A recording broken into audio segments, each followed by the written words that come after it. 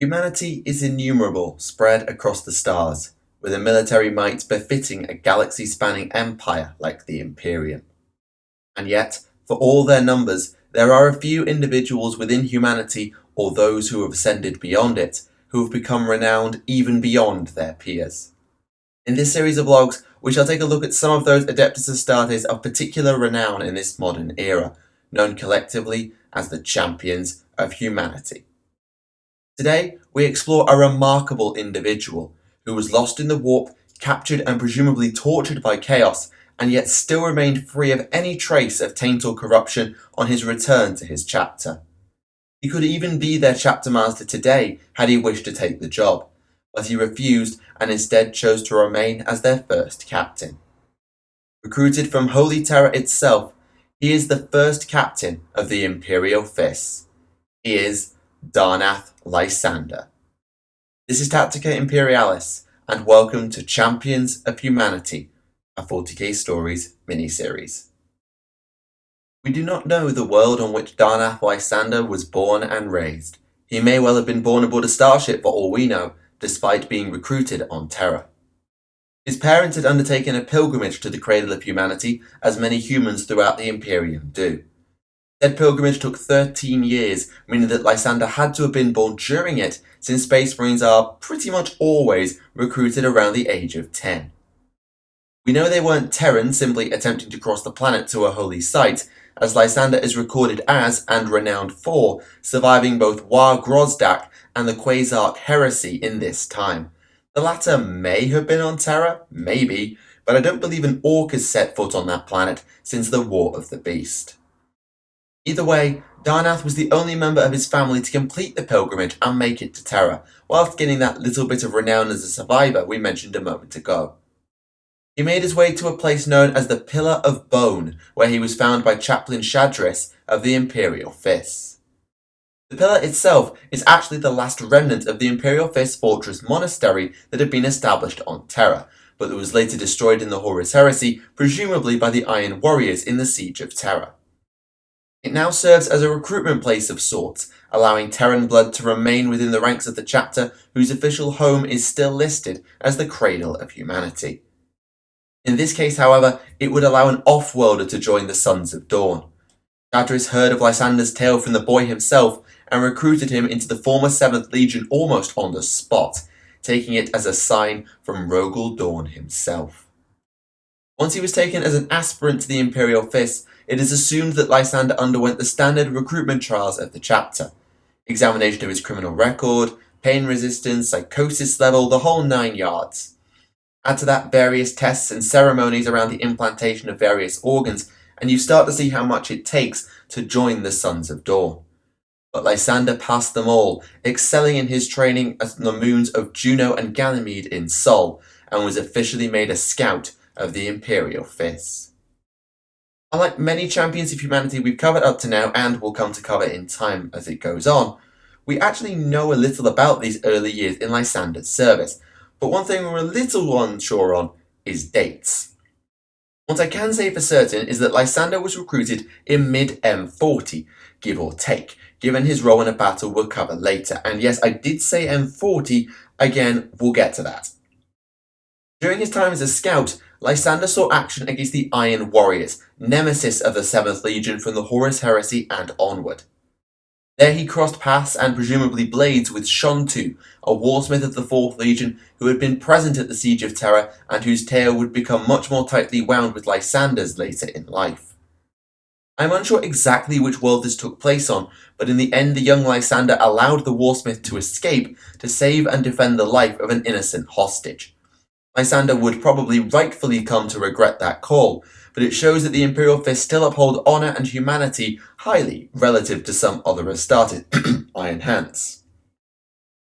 Following his time in the Scout Company, Lysander would be inducted into, eventually, the 2nd Company of the chapter, not winning any particular renown in the time following his encounter with Shon'tu. However, in 567 M40, Lysander earned his first entry into the tome known as the Liber Honoris Imperial Fists, a tome that records the rise of prominent chapter members. This was due to a battle known as the Battle of Colonial Bridge, taking place on the Imperial world of Iduno, true classification and location sadly unknown. By this time, Lysander was actually a sergeant of the Second Company and led his squad to victory over a heretic force, presumably in a bridge engagement by the name of the battle. It is possible that Lysander's alternate training methods played a role in this. He implemented a new bolter drill to his squad that he'd learned from his scout sergeant, whose name I believe was Makan. It would have seen him censured were it not for Shadris's intervention, because it basically went against the common rules, but it was undoubtedly effective. Quite why this victory in particular is so remarkable has slightly been lost to time. Perhaps it's because the Second Company captain died and the Fist still won. But it got Lysander on the map, and less than 2 decades later, in 585 M40, he would find himself promoted to captain of the Second Company. It is not clear whether the previous captain of this point died again or was himself promoted to allow Lysander's ascension, but the sergeant had certainly earned that promotion, leading or being heavily involved in the capture of the Blood of Cain, a cruiser and one of the mightiest ships in the fleet of the Eldari craft world, Iyanden. Darnath Lysander's star was on the rise, but it would not be long until its trajectory would become far less one-directional. The length of Lysander's tenure as Second Company captain is unknown, as are the battles he fought during his time in the role. However, he obviously continued to earn renown in the second half of M40, given what happened when said tenure came to an end. This was the climax of a 3-year siege on the world of Hadrake Tor, which took place on the mountains of the planet against heretic forces under the command of Shon'tu. Told you that name would come up again, and it's going to come up again and again and again. Lysander was in command of the drop pod assault, assumedly with great success, and his contingent laid teleport homers to allow for First Company support to arrive. Despite this, it all went wrong from here, as the heretics managed to psychically interfere with the homer signal and cause the Terminators to materialize inside the stone itself. One of these included the First Company's captain, Cletus, who appeared near to Lysander, or at least not too far off. The two captains spoke, and Cletus handed over his weapon, more on that later, to Lysander before the second captain led the final conquest of Hadrake Tor. Lysander was actually elected as the captain of First Company following the battle. Whether he was first in line before Hadrake Tor is unknown, but many of the First Company had been lost due to the borderline disaster in the battle, so the honour fell to the second captain. The role actually comes with a lot of sub-roles as well. Armory Overseer for one, as well as Watch Commander for the Chatsam Fortress Monastery / flagship, the legendary Phalanx. During his time as first captain, he became a master of leading teleport assaults. I find this ironic given that was exactly how his predecessor died, but hey, what do I know? This period of leadership was in the back end of M40, and though we lack details of many events, there was one for which Lysander won particular renown, again against the forces of chaos. Taking place in the Jorgurd cluster, location sadly unknown, it pitted Lysander and co. against the Alpha Legion Chaos Space Marines. Though it is unknown if there was any ground combat, the final battle took place in an asteroid field as the Imperial Fist brutally, if slowly, scuttled the traitor cruiser. Many had earmarked Lysander for the rank of Chapter Master, including the aged Shadris who had recruited him, and it's not really that hard to see why. However, as M40 came toward its end, the First Company would suffer a second catastrophe at the hands of the Warp in a short space of time. Lysander and elements of the First Company were travelling aboard the strike cruiser Shield of Valor, which may or may not have been his company's flagship, when it was lost in a warp storm. Though the Imperial Fist held out hope of the vessel's return for a while, eventually they were forced to resign themselves to its loss. Lysander's statue was raised in the Hall of Heroes, assumedly aboard the Phalanx, and the chapter moved on. However, the Shield of Valor and her crew yet lived, tossed through the warp until their eventual reappearance. We do not know how long they were stuck in the Immaterium by their own chronometers, but it wasn't that long, at least not compared to the clock in real space. For the Shield of Valor did not reappear until 963 M41, approximately a full millennium after its disappearance. Worse still, it appeared in the territory of Chaos, specifically near to the world of Maladrax, close to the Eye of Terror, and ruled over by, You guessed it, Shon'tu. The strike cruiser was disabled and boarded, with her remaining crew taken as prisoner and tortured. Said crew included Lysander, but despite the assumed horrors inflicted on him, the now technically former first captain would not be bowed. Only a few weeks later, despite having no weapons nor armour, he broke free alongside two others, stealing a shuttle and making an extremely messy getaway. Not messy for the fists, messy for the heretics, as Maladrax's capital was devastated in the escape. The three Astartes made it away and somehow, eventually, got themselves back to the Phalanx. Or at least Lysander did. The fate of those he escaped with is actually unknown. When he got back, he arrived to a mixed reception, as you might expect. On the one hand, there was cause for celebration at a hero's return, but on the other, there was a not insignificant risk of corruption still being present. To ensure said corruption did not yet linger, the Reclusium, Apothecarian, and the Librarius all rigorously tested Lysander's body and mind. It took months, but they found no traces of corruption, and to much fanfare, Lysander was restored to command of the First Company. Within a year, he had taken his first measure of revenge on Shon'tu, as Maladrax burned and the Warsmith was lucky to escape. Lysander wasn't done though, and kept pushing on campaign against the Iron Warriors, sacking and destroying many worlds around the Eye of Terror. Though this left the Imperial Fist without their First Company many times, not even Chapter Master Vladimir Pugh could begrudge it. It became something of a test of Lysander to ensure he could eventually become Chapter Master. In fact, Pugh was about to step down from the post and give Lysander the job personally, but before he could do so back at the Phalanx, Lysander well and truly shot himself in the foot. Well, metaphorically at least, he doesn't carry guns. The Iron Warriors had invaded and all but conquered the world of Taladorn in 969 M41, but a force of Blood Angels under Captain Tycho had arrived as part of a bit-part Imperial response. Lysander led the Imperial Fist, consisting of the 1st, 3rd, and 5th Companies in various strengths, and the Ultramarines under Cato Sicarius would later arrive. The Fist was still first on the ground though, launching a daring drop pod assault even as all three chapters were still engaged in space, and despite heavy losses, they made it to the command spire where Lysander and Shon'tu would once again clash. However, when Sicarius offered the aid of the Ultramarines following victory in space, the first captain refused as he believed this victory was the Fist to win. This would prove a huge mistake, as the Third Company were mauled by a Storm Raven crash and Demon Engine assault, and when Sicarius repeated his offer, their acting commander Tor Garadon would effectively overrule Lysander and accept. The Ultramarines turned the battle firmly and much more clearly in the Loyalists' favour, though Shon'tu would escape Lysander once again. When the dust settled and his rage at his unwanted allies had somewhat passed, Lysander had to take stock of what his single-mindedness had caused.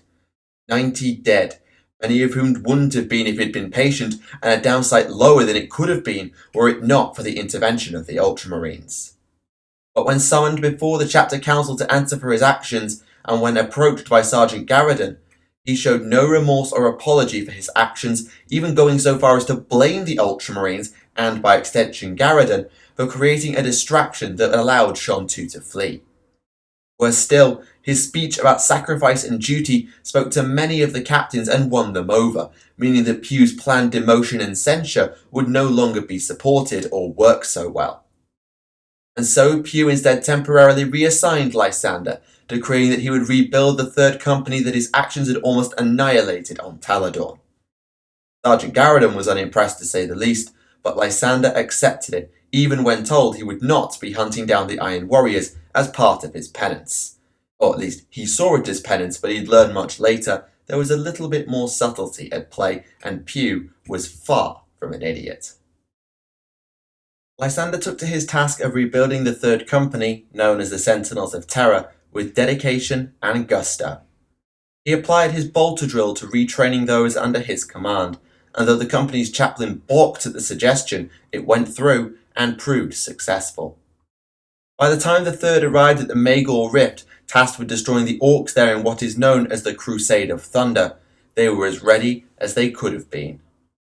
The first battle took place in the Kalin system, with Lysander leading the Anvil force to hold the planetary capital that was the last Imperial bastion, whilst Garradon attacked the various Orc factories with precision Thunderhawk and drop pod assault. Though losses were taken, the success was incredible, and Lysander was able to join the final assault and finally slay the war boss. Following this, the Fists were able to push on to the Viashan system that they had believed stuck behind a warp storm, but on arrival they realised there were simply too many Orcs with enough tech to make them too tough to beat.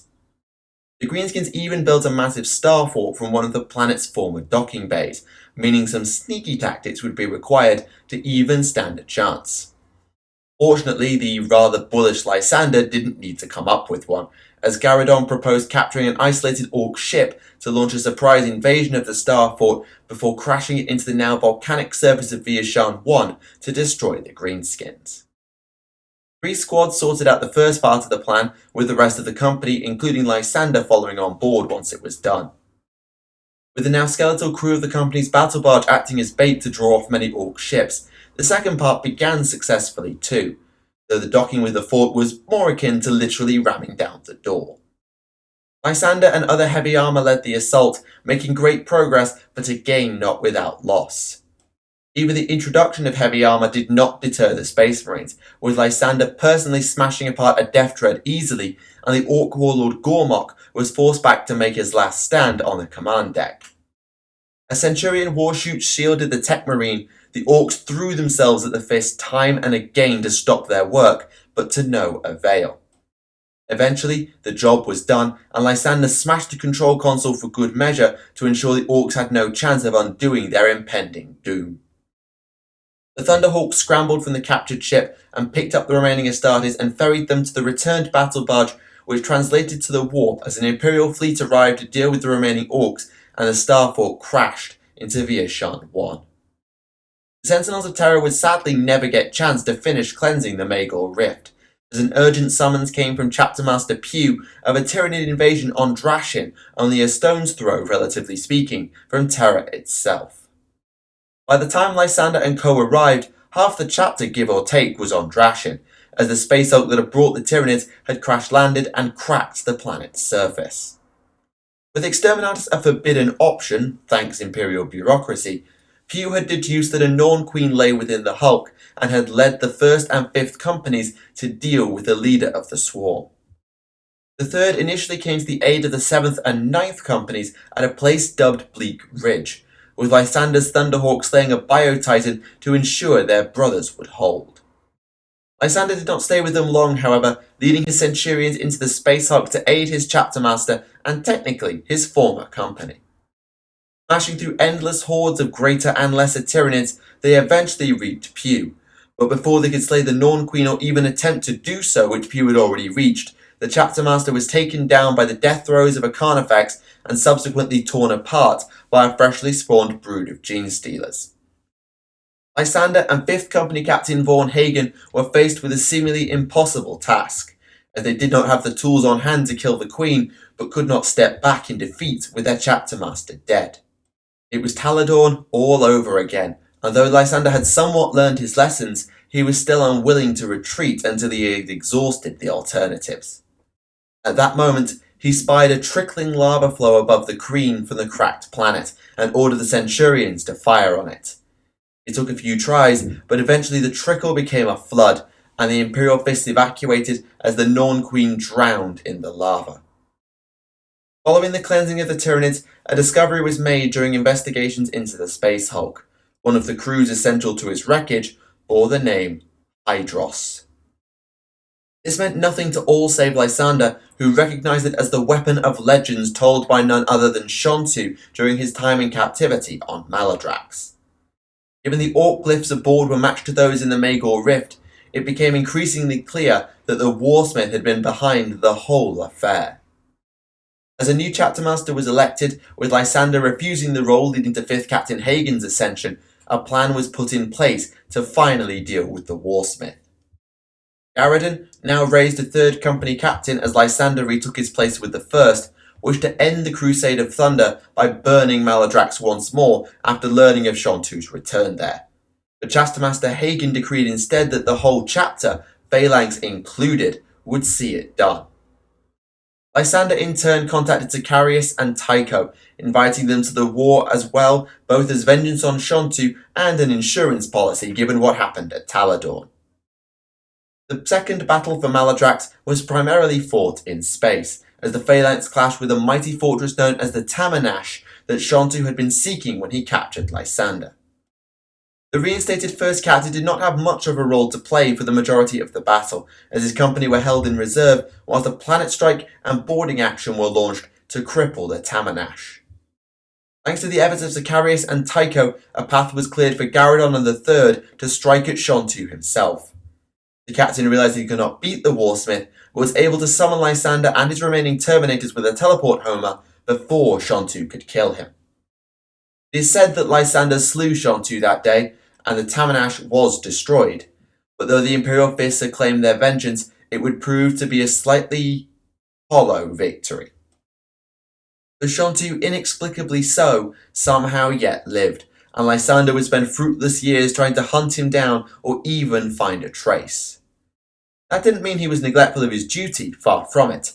The renegade soldier in Sarpedon was apprehended on his watch, and the Tyranids were annihilated as the First and Third came together again on the world of Miral II. It would be a full 27 years after the fall of Maladrax in 998 M41 that the two hated foes would cross paths again. This was the Battle of the Endeavour of Will, an Imperial star fought near to the Eye of Terror. The fighting was vicious, but neither side truly could gain the upper hand. The Imperial Fist deployed virus bombs, the Iron Warriors infected the data medium with the Obliterator virus, and many died with no clear victor. Ultimately, Lysander and Shon'tu squared off, with the captain creating just enough of an advantage to contact the machine spirit to EMP the various bionics, forcing the Iron Warriors to retreat even as the Endeavour's sister, the Bastion in Violet, prevented a suicide run from their primary ship. Most recently, Lysander assisted now second company captain Garradon as he rebuilt the Third once more, following destruction in the second siege of Hydra Caudatus. Lysander remained with the first company, however, joining many other Imperial Fists in the 13th Black Crusade on and around Cadia and the Eye, though it is unclear where he was for the events of the Gathering Storm and onward. He was also not present for Shon'tu's attempt to destroy or turn the Phalanx on Terra, using Be'lakor as his ally to undermine the 13th Black Crusade. That was dealt with by the Third, who were rebuilding at the time, along with the Legion of the Damned, but it's unknown if Lysander is aware of it and what he has done in response. To conclude, let us look at Lysander's personality and weapons in the now obligatory character profile segment of these logs. Lysander is never seen on the battlefield without his usual loadout: Terminator armor with teleport Homer, slightly stylized storm shield, and the Fist of Dawn. Despite its name, the Fist of Dawn is not a power fist, chain fist, or other similar weapon/gauntlet. Instead, it's a master-crafted thunder hammer with a stylized fist worked into the design. Then again, they call a storm bolter Dawn's arrow like a bow, so no one said the Imperial Fist et al. Were good at naming things. We sadly don't know when it was made, nor by whom. I doubt it was one of Dawn's own weapons. He seemed to favour chainswords, but I won't rule it out. Lysander, as mentioned earlier, inherited the weapon from his predecessor as first captain during the disaster at Hadrake Tor. It is unknown if the office of first captain is associated with possession of the Fist of Dawn, but it could well be for all I know. Lysander had it with him when the Shield of Valor was lost all that time ago, which meant it was taken by the Iron Warriors when he was returned and held on Maladrax. It was held by some warsmith named Kragan Thul, but when Lysander brought the fist back for payback, he reclaimed his signature weapon and he hasn't lost it since. There are no special stories regarding his shield or his armour, though I can't help but wonder if they'll become chapter relics one day when Lysander finally meets his end, especially if he ever makes chapter master. Speaking of which, Lysander is probably one of the best candidates for Imperial Fist chapter master given his renown and his success, but he himself declined and knows he is incapable of accepting the posting. He explained as such in the debate over the succession of Vladimir Pugh after Drashin. His single-mindedness would see the Imperial Fist, to put a long story short, ruined. Taladorn and the catastrophe he caused there was evidence of that, but even after many considered his errors atoned for in the Crusade of Thunder, Lysander did not. He knew he would turn the efforts of the Fist toward the death of Shon'tu, and in doing so neglect the duties of the chapter until the Warsmith was dead. He even went so far as to say he could not trust his own judgment while Shon'tu lived, and since the Warsmith is still around today, therefore Lysander cannot rule the Sons of Dawn. This shows clearly the honesty of the Fists, a trait inherited from their father who reportedly could not lie. Even if he could spare his pride or his reputation by lying, Lysander was always honest and blunt in his assessments. Didn't mean he knew everything though, sometimes missing those subtle details. When informed by the incredibly earnest librarian Marzon that the war in the Magor Rift was an indirect strike at Shon'tu who was working with and arming the Greenskins, he was surprised by the revelation and thus further convinced of his inability to rule. However, when given a job to do, he does it with aplomb. Just look at his work with the Sentinels of Terror after Talador. Within only a couple of weeks, he'd shredded their reaction times and massively improved their bolter drill, even if it went against protocol and ritual to make it happen. To be truthful, Lysander in many ways is a decent reflection of Dawn. Brutally honest, but not exactly tactful, driven to a fault, and nigh unstoppable when roused to anger. If you need any more evidence of this last trait, look no further than the whole business with Legionstrasse and the Assassinorum. Once all that was over, Lysander pretty much outright threatened the Assassinorum and told them they'd made an enemy of the Imperial Fist for using them effectively as cleanup duty for a messed up experiment. If you want to know more details, I covered that log in the Assassinorum log, so you can go and have a look at it there for full details. Of course, those who know of Dawn know he was far from perfect too, and Lysander is the same. But he could acknowledge his flaws and work for the betterment of his chapter, which is why he didn't just rush to become chapter master. I'm curious whether he'll be able to deal with Shon'tu, and if he does do that, whether he'll be given the post of chapter master at the next available opportunity, either with Hagen stepping down, or dying, or whatever. I think he might be able to lead once the ghost of Shon'tu stops weighing on his back. That's his decision at the end of the day, but I don't think that Hagen will be dying anytime soon, and from what little I know of him, I don't see him stepping aside either. I think he's got the position pretty locked down. So ends the tale of Darnath Lysander. Technically one of the oldest Astartes, though a true exact age is unknown given warp shenanigans, Lysander has proven himself to be one of the most powerful warriors in the modern Imperial Fists.